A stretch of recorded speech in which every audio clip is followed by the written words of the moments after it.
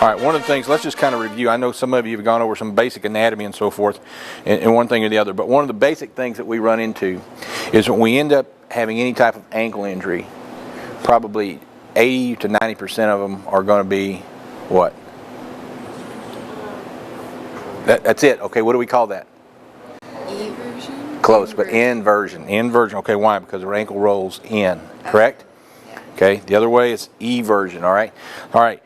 Now, I'm not going to go into specific anatomy because you'll get that in another lesson. But one of the things we have here is that we have a series of ankles on the inside and on the outside of the ankle, okay? All right. So what happens is a lot of times you step on somebody's foot, you just roll it one way or the other, and the ankle just rolls out. It affects these structures on the lateral side of the ankle, okay? Now, being that this is the most common injury, most of the time when we tape or we're doing any type of preparation, this is what we try to do to prevent, okay, or eliminate that type of injury, okay? We can have injuries to the other side where the ankle rolls the other way, or we can have a rotational injury. Sorry, am I hurting you? Okay. Where we rotate this, where we stop, plant, rotate, okay, and when we do that, we end up with what's called a syndesmotic ankle injury, or for layman's terms, our proverbial high ankle sprain. Okay? Does that make sense? So what happens here is what we do, we affect the structures in between the tibia and the fibula.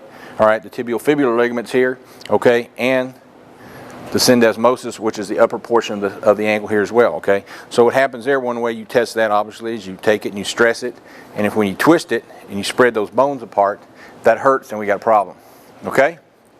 Now, I did a lot of talking there, all right? But fundamentally what we're going to try to do today, or what we're going to try to work on today, is we're going to try to do what we can to try to help eliminate, prevent, or treat with a taping or bracing technique to allow our athletes to continue to participate or to train after they have an injury. Now, what you can see on the counter here, we have a wide variety of different types. There's a million different types of ankle braces, okay? You have the nice stirrup, rigid versions, okay, made by different companies and so forth, all right, which all kinds of things. Now, we utilize these braces sometimes depending on the type of injury we have. All right, obviously if we get one, if we want to put this on her right there, you can see that would be really rigid. It would be difficult for her to go this way or the other. These are also not very comfortable, okay? A lot of times they rub and do other things like this, but they prevent inversion and eversion, but they still allow you plantar and dorsiflexion, okay? Does that make sense? All right. But the other good thing about these particular braces, the same thing here, is what we're trying to do is eliminate, what did we just show this last injury we just had? The rotational injury, okay, because you see these don't rotate very easy. Okay, so we can lock them in there and help prevent some of that problem as well there, okay? Now, this is obviously probably the most popular one that we wear. It's very lightweight, okay? It's comfortable. It's almost like wearing an additional sock, and we can get good support. Does very little for the rotational injury. Does a pretty good job for the inversion, eversion injuries, okay? Okay, and fundamentally it's just a lace-up ankle brace that has a figure-8 stirrup on it. And probably all of you have seen this at one point in time, where once you put it on, just the stirrup comes around and just laces up. Athlete can put this on themselves. And we're big proponents of ankle bracing here. Okay, one of the reasons, particularly something like this, is that when you put this on, once you break it in, it's pretty comfortable. Everybody likes to wear it by and large.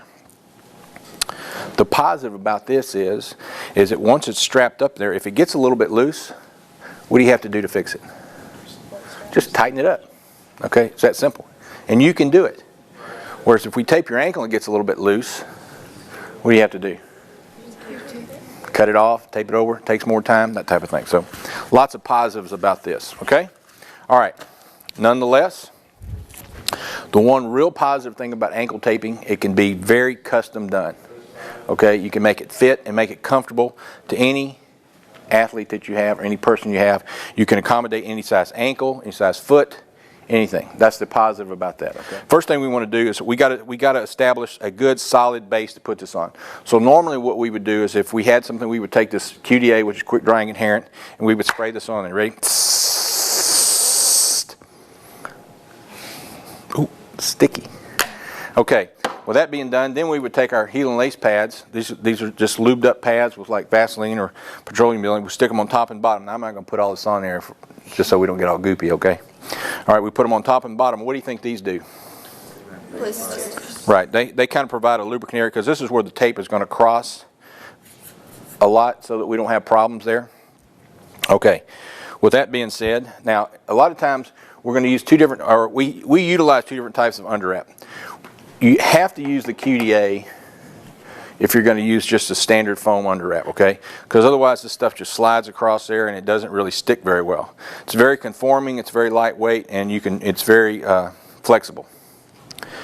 Okay, but we have to spray the ankle down with this. Now, over the course of time, I've inhaled enough of that stuff where my lungs have probably stuck together by now. Okay, so that we've kind of expanded out beyond that. We started utilizing this product, which you can see has a nice little rigid texture to it, which has a tendency to, so you see it doesn't just slide across the ankle, it actually bites in just a little bit. It's also pretty comfortable, and it's also very flexible, okay? Now, for our purposes here, being this is an expensive product, we're not going to use this for our taping in here. Okay, we're going to use this. Now, the one thing we're going to do, there's two landmarks that we have to see here when we're doing our prep tape on our ankle tape job, okay? Number one is, we're going to start on the foot, and we want to take our tape job at least up to the height of the musculotendinous junction of our calf and our Achilles tendon, okay, see? So just about where the calf starts to taper off, about right in through this area right here. That's how high we want to come up with our tape job. Okay, obviously this varies from person to person. Agreed? All right, you get some people here that you can't tell because it's just like a unileg. You know what I mean? Okay, so they just have like this solid area. So fundamentally, if we were going to think about leverage, if we put a little bitty short tape job on here as opposed to a longer one, the longer the lever, the better support we're going to get, right? Okay. So with that being said, we will start now. This is not so critical about how you do this. I'm going to show you my technique, and yours can vary, but this is what you have to accomplish. Okay. Fundamentally, what I do is I start on the foot, and then I kind of do just like a little heel lock and wrap it around like this as I go around. Okay. Now, you notice what I've done here, though, is the entire ankle is covered. That's what you want to do. Now, you can do this. This is very simple, too.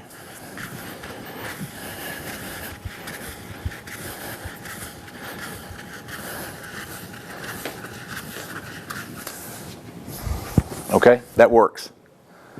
Okay, now, what you don't want to have happen is this. You don't want it rolling up on you like that, okay, because that's bad. You know why? What does that do? Correct. When you put tape on top of this, it's like having a stone in your shoe. Okay, it just rubs and rubs and irritates. Okay, now sometimes you'll get these, and instead of having they tear off pretty easy. Okay, but you don't want to do that. Okay, you with me there so far? All right. What we have to do, so however you decide to put that on without it rolling up, if you want to start at the top and work your way down, lovely. Okay, that's what we have to accomplish. That's our goal. We're going to start with two anchors at the top here. Okay, two anchors at the top. All right. Forget all that. There's no wrinkles in there. Okay, for now. We're going to put one on the bottom. Now, sometimes this can vary how you want to put this on there. What we don't want to do, I normally just put it on there. There's a little bone right here on the outside of the ankle. It's the fifth metatarsal, okay? All right, what we don't want to do is we don't want to put a lot of pressure on that area because when you step down on it, your foot has a tendency to spread out, and if you put the tape on there too tight, it'll cut into there, and that gets to be really annoying as well. Okay, so we just want to kind of lay this strip on. Okay, you with me? All right. Now, what did we just say just a minute ago? Okay, as far as if we want to prevent our ankle from rolling out, we want to be able to pull up on the lateral side, okay? All right. So what we're going to do here, is we've got our anchor strips here. We're going to put 3 stirrups on. Okay, stirrup is just like you think about what you put on a saddle on a horse. Okay, all right. The first stirrup. Now here's your landmarks. Okay, to know where they start. You have the medial malleolus right here on the inside of the ankle. Okay, what we're going to do is we want to use that as our first landmark. Normally, the top of your first stirrup would cut the medial malleolus in half, but here's the addendum to that, if you will. We want to make sure the first strip needs to be about a finger breadth, the bottom of it, from the bottom of the heel. Okay,